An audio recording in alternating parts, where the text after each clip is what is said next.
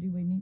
खरं तर त्या माऊलीला सगळ्यात जास्त दुःख जर कोणाला असेल तर त्या माऊलीला असेल. आज ते दुःख खरं पेलण्याची ताकद त्यांना मिळो, पण ते दुःख बाजूला ठेवून दादांनी जी महाराष्ट्राची स्वप्न पाहिली होती, महाराष्ट्राचा कार्यकर्ता दादांकडे ज्या भावनेने पाहत होतं, आज पती नसताना पुढे येऊन आपण ते पेलण्याची जबाबदारी वहिनी दाखवतो. ते त्याच्यामुळे तुम्ही मी जास्त चांगलं समजू शकतो की ते वेदना किती असू शकतात ते. त्याच्यामुळे खऱ्या अर्थानं आपण आज त्यांना साथ देणं फार गरजेचं आहे.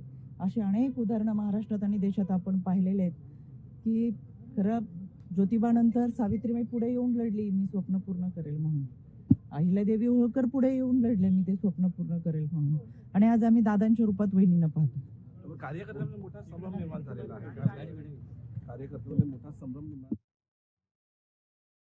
नाहीये. गेल्या 2.5 वर्षापूर्वी कार्यकर्ता दादांच्या पाठीशी खूप ठामपणे उभा राहिला होता.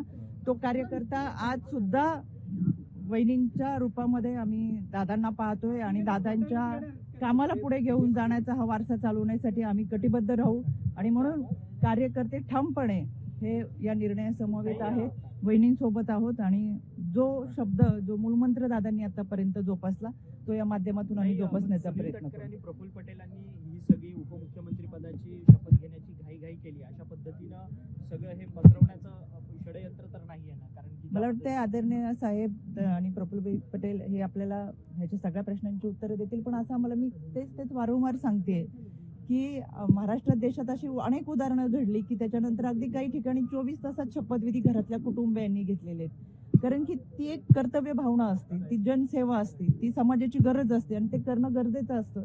त्याच्यामुळे या सगळ्या गोष्टी घडत असताना मला असं वाटतं की योग्य निर्णय, योग्य विचार करूनच घेतलेला आहे.